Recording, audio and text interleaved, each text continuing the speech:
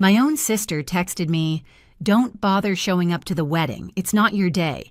No call, no tears, just a cold line on a glowing screen." So I laughed, shut the door on her perfect day, and booked myself a flight to Hawaii. 1 week later, while I was sipping coffee at the airport, her wedding collapsed. My phone buzzed nonstop, 110 missed calls. And trust me, that was only the beginning. Before I dive into the story, hit like and drop a comment telling me where you're listening from. Let me know if you've ever been in this kind of situation. Your advice reminds me I'm not alone. I grew up in a house where appearances mattered more than love. To neighbors, we looked picture-perfect, freshly mowed lawn, matching Christmas sweaters, smiles plastered on every family photo. But inside, everything revolved around Megan, my older sister, the golden child. She was the pretty one, the loud one, the center of every conversation. I was the quiet shadow, the one who cleaned up messes no one else wanted to deal with.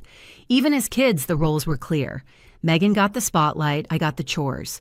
She'd throw parties in high school, and I'd be the one scrubbing red Solo cup stains out of the carpet the next morning. Our parents brushed it off as normal sibling dynamics, but I learned early that my value in this family came from how much I could fix, not from who I was. So when Megan got engaged, no one was surprised when I jumped in to help. Planning weddings wasn't just something I did on the side, it was my career. I'd built my own event company from scratch, pouring everything into creating magical nights for strangers who actually appreciated my work. For my sister, I offered it all for free hours of calls, late-night spreadsheets, vendor negotiations that could make anyone's head spin. I told myself it was love, that this time maybe she'd see me differently, that our parents might finally look at me with the same pride they reserved for her. I wanted to believe my effort could buy me a seat at the table, not just as the planner, but as a sister. Looking back now, it's almost laughable, because the truth was already there, hidden in the way my mom said, "Don't make things harder for Megan, it's her day," or the way my dad changed the subject whenever I mentioned my business. They didn't see me as a professional or even as a daughter with limits. They saw me as convenient labor. And as the wedding drew closer, I felt the weight of that truth pressing down. Every flower arrangement, every call sheet, every carefully drafted timeline, I poured myself into it, hoping it would be enough. But deep down, there was a voice whispering what I didn't want to hear, no matter what I gave it, would never be enough for them. The first crack showed up in the smallest way. My phone buzzed late one night, Megan's name lighting up the screen. I expected another question about centerpieces or the cake flavors she couldn't decide on. Instead, it was just a casual line. "By the way, can you cover the florist's final invoice? Your deposit didn't cover it all. No, please. No, thank you." Just an assumption that I'd handle it because that's what I always did. I stared at the message, the words burning into me. My chest felt tight, but I typed back, "I already put down the deposit. That was my gift. I can't cover more." Her reply came fast, "Don't make this a big deal. It's just money. Just money." Easy for her to say when it wasn't hers. A few days later, I tried to talk to Mom, hoping for some support. I sat at the kitchen table, the smell of her coffee drifting between us, and asked, "Did you know Megan wants me to pay more?" She sighed the way she always did when I brought up anything uncomfortable. "Honey, you know Megan's under a lot of stress. Don't add to it. If you can help, you should." There it was again, the command to stay quiet, to carry the weight so Megan could shine. But the real turning point came when Dad called. His voice was warm at first, cheerful even. "So, sweetheart, we're all pitching in for Megan and Alex's wedding gift. A down payment on their first house. Your share will be $2,000. You can just transfer it to me." I gripped the phone so hard my hand hurt. "Dad," I said slowly, "I'm not even invited to the wedding anymore." There was a long pause before his tone hardened. "This isn't about the wedding, Clara. This is about family. Don't punish your sister over one little seating issue. One little seating issue." My exclusion, my work, my money dismissed in a single phrase. After that, the humiliation became public. One night before bed, I scrolled through Instagram and froze. My cousin had posted pictures from Megan's bridal shower. It was held at the same garden cafe I'd scouted months before. There were the bridesmaids in matching dresses I helped choose, clinking champagne glasses, smiles, wide Megan glowing at the center. The caption read, "The A-team celebrating the bride-to-be. I wasn't part of the picture. I wasn't part of the A-team." I closed the app, my throat dry, my hands shaking. For the first time, it wasn't just sadness. It was something colder, sharper. Anger that hummed like electricity under my skin. 10 days before the wedding, my phone rang again. Megan's voice exploded the second I picked up. "The band just canceled. Their singer got sick. You have to fix this, Clara. The wedding is in 10 days. Do something." Her demand was so casual, as if I still worked for her, as if she hadn't erased me from her big day. I took a slow breath, steadying myself. "I'm not your planner anymore, Megan." There was silence. Then a screech. "Are you kidding me? After everything I've done for you, you're really going to be this petty." But I didn't argue. I just hung up the click echoing through the room. For the first time, I hadn't folded. And in that silence, I realized something vital. This wasn't just about a wedding anymore. This was about my worth, about whether I would keep letting them use me until there was nothing left. That night, lying in bed, I made a decision. They thought I was powerless, just the quiet fixer in the background. But they had no idea how much power I actually held. The days that followed blurred into a strange mix of quiet rage and icy clarity. For so long, I had been the fixer, the one who absorbed every demand without question. But that phone call with Megan, the way she screeched at me, the way my parents expected me to keep pouring money into a celebration I wasn't even invited to, had snapped something inside me. I sat at my kitchen table surrounded by neat stacks of papers, contracts, invoices, receipts, the documents that had ruled my life for the past 6 months. I'd signed every single one under my business name. Collins Events, LLC, the venue, the caterer, the florist, the linen rentals, all of them. I hadn't thought much about it at the time. It was just how I operated, never mixing personal and professional accounts. But now, as I scanned each line, one detail stood out like a lifeline. Final balances were due exactly 7 days before the event. If payment wasn't received, the contracts became void. In other words, the wedding didn't belong to Megan, it belonged to me. Still, I needed to be sure.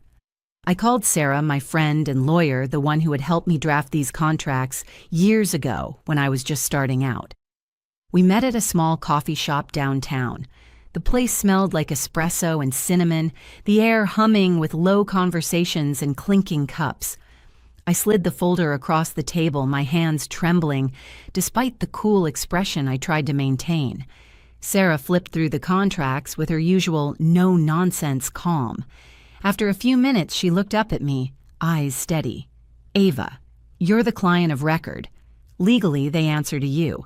If the final payments aren't made by the deadline, you're entitled to cancel. The deposit's refundable to your business account." Her words hit me like a shock and a relief all at once. I wasn't powerless.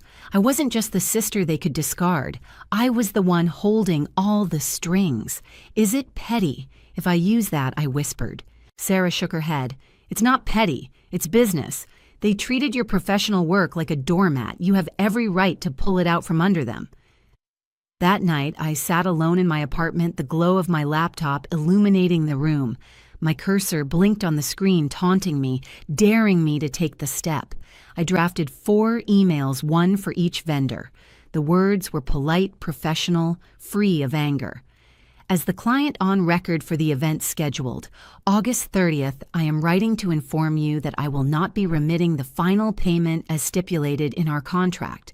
Please consider this notice of cancellation effective immediately. Refund the deposit to my business account on file. I read them over and over, my heart pounding. This wasn't revenge born of fury. It was the clean precision of someone finally claiming their power. I scheduled the emails to send at exactly 9 a.m. the next morning, 7 days before the wedding. As I shut my laptop, a strange calm settled over me. Outside, the city lights flickered. Car horns echoed faintly in the distance. For once, their chaos wasn't mine to manage.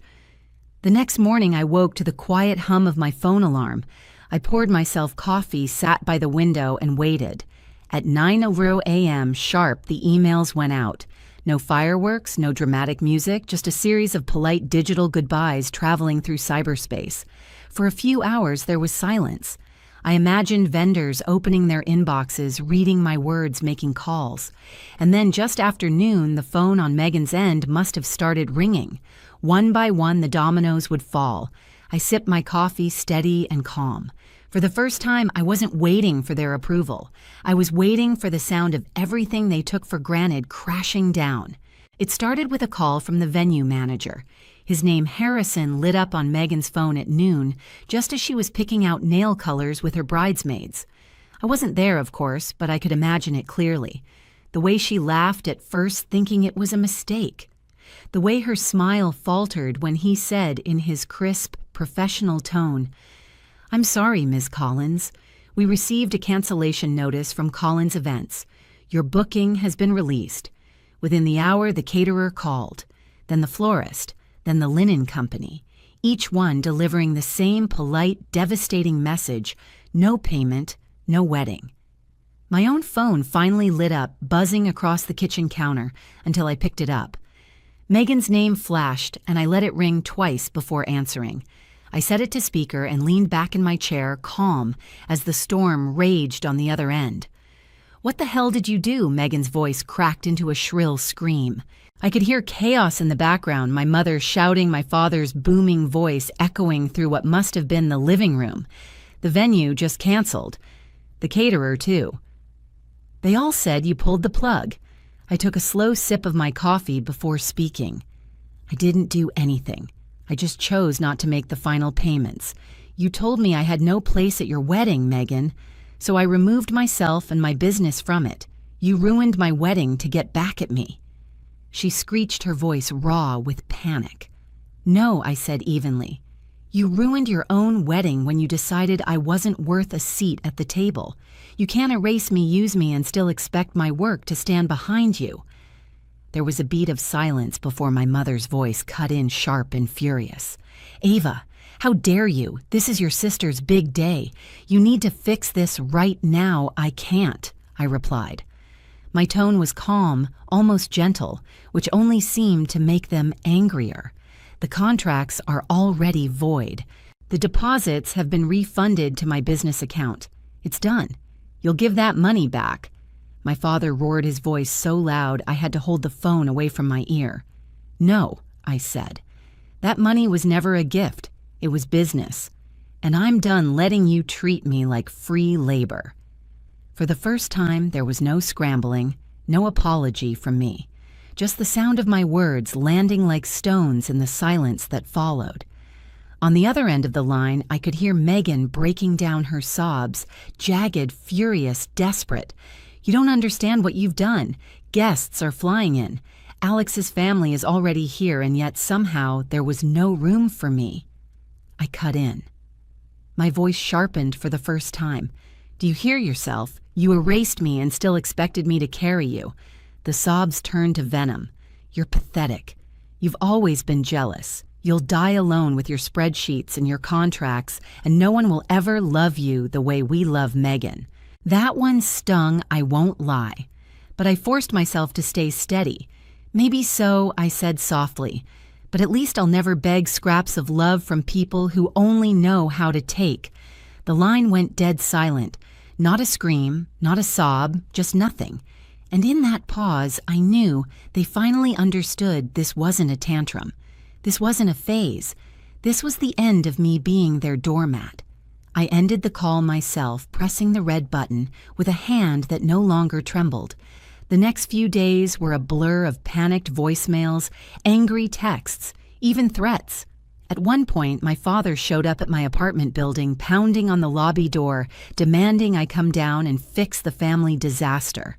I stayed upstairs, lights off, watching from the window as he finally left. For once, I didn't cave. And then came the wedding day, or rather what was supposed to be the wedding day. While Megan and my parents scrambled to salvage scraps, switching venues, begging vendors who were already booked, I was sitting at the airport suitcase at my side, the hum of departures and announcements filling the air. I ordered a coffee, set my phone to silent, and slid my boarding pass across the counter. As the plane lifted into the sky, I thought of Megan in her white dress, standing in an empty hall with no flowers, no music, no food. The image wasn't sweet revenge, it was justice, the kind of justice that comes when someone finally refuses to be used.